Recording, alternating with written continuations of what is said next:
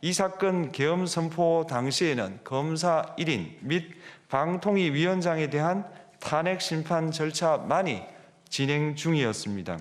피청구인이 야당이 일방적으로 통과시켜 문제가 있다고 주장하는 법률안들은 피청구인이 제의를 요구하거나 공포를 보류하여 그 효력이 발생되지 않은 상태였습니다.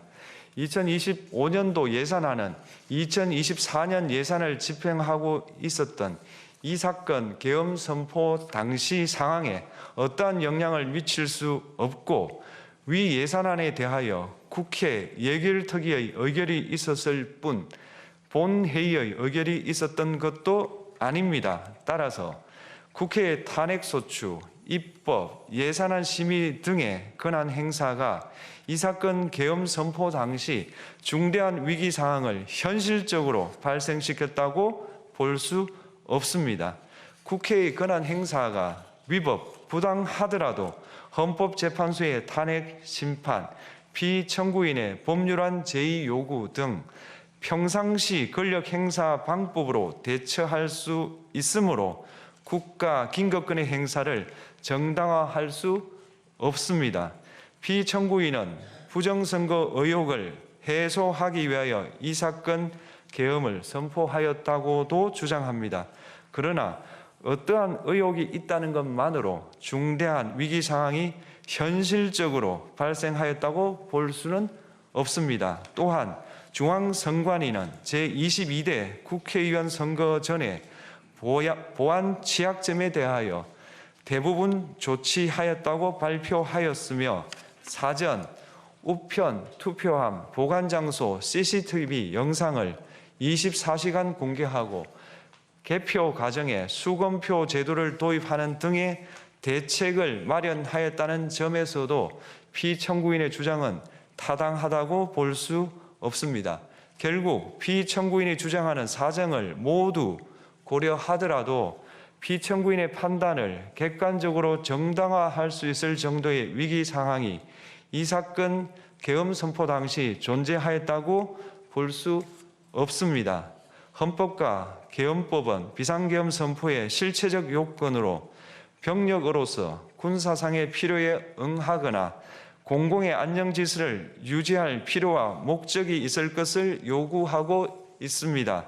그런데 피청구인이 주장하는 국회의 권한 행사로 인한 국정마비 상태나 부정선거 의혹은 정치적, 제도적, 사법적 수단을 통하여 해결하여야 할 문제이지 병력을 동원하여 해결할 수 있는 것이 아닙니다. 피청구인은 이 사건 계엄이 야당의 전횡과 국정위기 상황을 국민에게 알리기 위한 경고성 계엄 또는 호소형 계엄이라고 주장하지만 이는 계엄법이 정한 계엄 선포의 목적이 아닙니다. 또한 피청구인은 계엄 선포에 그치지 아니하고 군경을 동원하여 국회의 권한 행사를 방해하는 등의 헌법 및 법률 위반 행위로 나아갔으므로 경고성 또는 호소형 계엄이라는 피청구인의 주장을 받아들일 수 없습니다. 그렇다면 이 사건 계엄 선포는 비상계엄 선포의 실체적 요건을 위반한 것입니다. 다음으로 이 사건 계엄 선포가 절차적 요건을 준수하였는지에 관하여 보겠습니다. 계엄 선포 및 계엄사령관 임명은 국무회의의 심의를 거쳐야 합니다. 피청구인이 이 사건 계엄을 선포하기 직전에 국무총리 및 9명의 국무위원에게 계엄 선포의 취지를 간략히 설명한 사실은 인정됩니다. 그러나 피청구인은 계엄사령관 등 이 사건 계엄의 구체적인 내용을 설명하지 않았고 다른 구성원들에게 의견을 진술할 기회를 부여하지 않은 점을 고려하면 이 사건 계엄 선포에 관한 심의가 이루어졌다고 보기도 어렵습니다. 그 외에도 피청구인은 국무총리와 관계 국무위원이 비상계엄 선포문에 부서하지 않았음에도 이 사건 계엄을 선포하였고 그 시행 일시, 시행 지역 및 계엄사령관을 공고하지 않았으며 지체 없이 국회에 통고하지도 않았으므로 헌법 및 계엄법이 정한 비상계엄 선포의 절차적 요건을 위반하였습니다. 2. 국회에 대한 군경 투입에 관하여 보겠습니다. 피청구인은 국방부 장관에게 국회에 군대를 투입할 것을 지시하였습니다. 이에 군인들은 헬기 등을 이용하여 국회 경내로 진입하였고 일부는 유리창을 깨고 본관 내부로 들어가기도 하였습니다. 피청구인은 육군 특수전 사령관 등에게 의결 정족수가 채워지지 않은 것 같으니 문을 부수고 들어가서 안에 있는 인원들을 끄집어내라는 등의 지시를 하였습니다. 또한 피청구인은 경찰청장에게 계엄사령관을 통하여 이 사건 포고령의 내용을 알려주고 직접 6차례 전화를 하기도 하였습니다. 이에 경찰청장은 국회 출입을 전면 차단하도록 하였습니다. 이는 이로 인하여 국회로 모이고 있던 국회의원들 중 일부는 담장을 넘어가야 했거나 아예 들어가지 못하였습니다. 한편 국방부 장관은 필요시 체포할 목적으로 국군 방첩사령관에게 국회의장, 각 정당 대표 등 14명의 위치를 확인하라고 지시하였습니다. 피청구인은 국가정보원 1차장에게 전화하여 국군 방첩사령부를 지원하라고 하였고 국군 방첩사령관은 국가정보원 1차장에게 위 사람들에 대한 위치 확인을 요청하였습니다.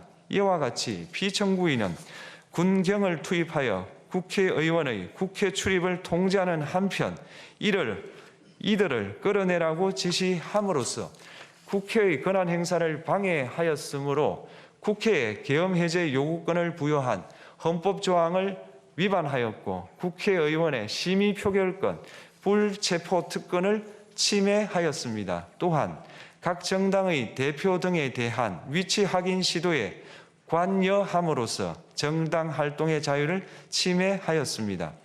피청구인은 국회의 권한 행사를 막는 등 정치적 목적으로 병력을 투입함으로써 국가 안전보장과 국토방위를 사명으로 하여 나라를 위해 봉사하여 온 군인들이 일반 시민들과 대치하도록 만들었습니다. 이에 피청구인은 국군의 정치적 중립성을 침해하고 헌법에 따른 국군 통수 의무를 위반하였습니다. 3.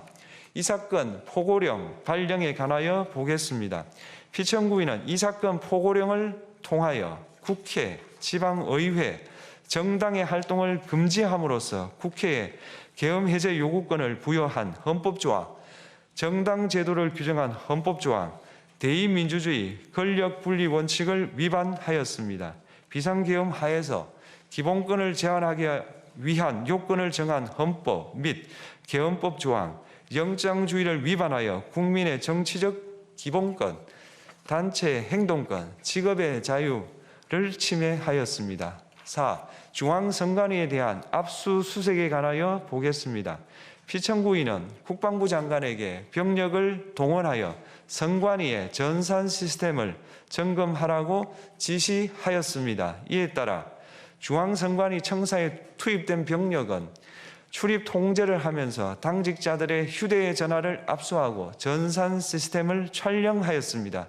이는 선관위에 대하여 영장 없이 압수수색을 하도록 하여 영장주의를 위반한 것이자 선관위의 독립성을 침해한 것입니다. 5. 법조인에 대한 위치 확인 시도에 관하여 보겠습니다. 앞서 말씀드린 바와 같이 피청구인은 필요시 체포할 목적으로 행해진 위치 확인 시도에 관여하였는데 그 대상에는 퇴임한 지 얼마 되지 않은 전 대법원장 및 전 대법관도 포함되어 있었습니다. 이는 현직 법관들로 하여금 언제든지 행정부에 의한 체포 대상이 될 수 있다는 압력을 받게 함으로 사법권의 독립을 침해한 것입니다. 지금까지 살펴본 피청구인의 법 위반 행위가 피청구인을 파면할 만큼 중대한 것인지 관하여 보겠습니다. 피청구인은 국회와의 대립사항을 타개할 목적으로 이 사건 계엄을 선포한 후 군경을 투입시켜 국회의 헌법상 권한 행사를 방해함으로써 국민 주권주의 및 민주주의를 부정하고 병력을 투입시켜 중앙선관위를 압수수색하도록 하는 등 헌법이 정한 통치구조를 무시하였으며 이 사건 포고령을 발령함으로써 국민의 기본권을 광범위하게 침해하였습니다.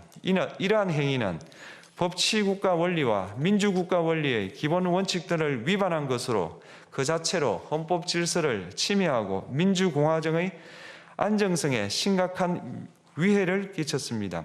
한편 국회가 신속하게 비상계엄 해제 요구를 결의할 수 있었던 것은 시민들의 저항과 군경의 소극적인 임무 수행 덕분이었으므로 이는 피청구인의 법 위반에 대한 중대성 판단에 영향을 미치지 않습니다. 대통령의 권한은 어디까지나 헌법에 의하여 부여받은 것입니다.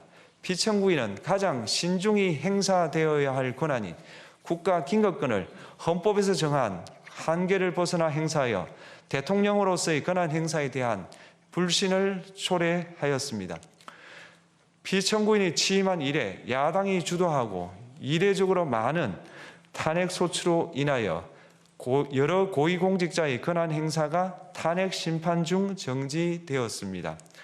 2025년도 예산안에 관하여 헌정사상 최초로 국회 예산결산특별위원회에서 정액 없이 감액에 대해서만 야당 단독으로 의결하였습니다.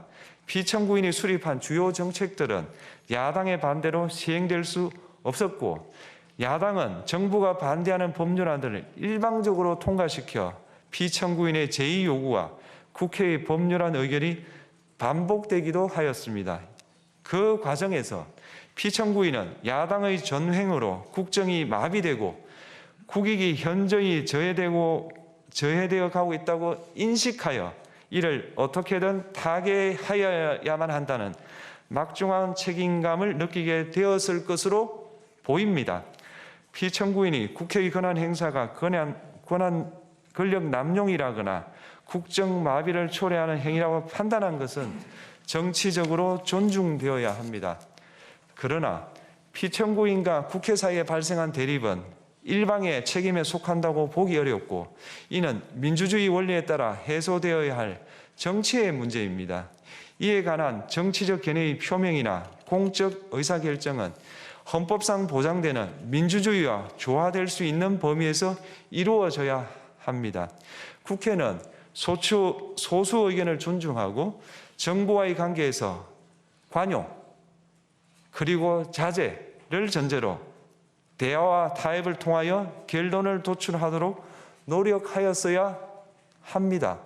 피청구인 역시 국회의 대표인 국회를 협치의 대상으로 존중하였어야 합니다. 그럼에도 불구하고 피청구인은 국회를 배제의 대상으로 삼았는데 이는 민주정치의 전제를 허무는 것으로 민주주의와 조화된다고 보기 어렵습니다.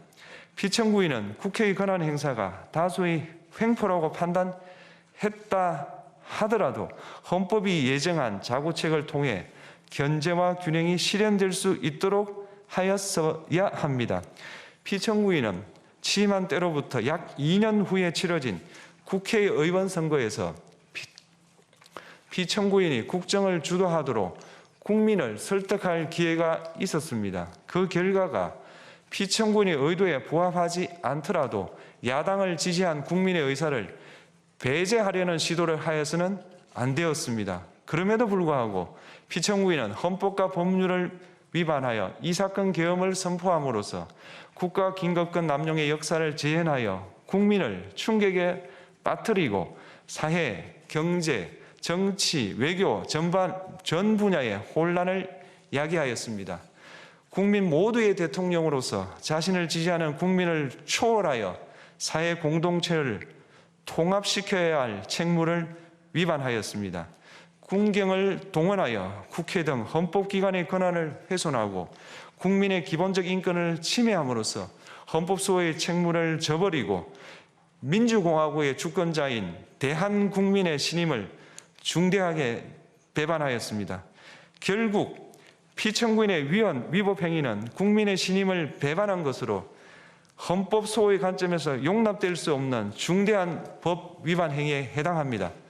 피청구인의 법 위반 행위가 헌법 질서에 미친 부정적 영향과 파급 효과가 중대하므로 피청구인을 파면함으로써 얻는 헌법 소호의 이익이 대통령 파면에 따르는 국가적 손실을 압도할 정도로 크다고 인정됩니다. 이에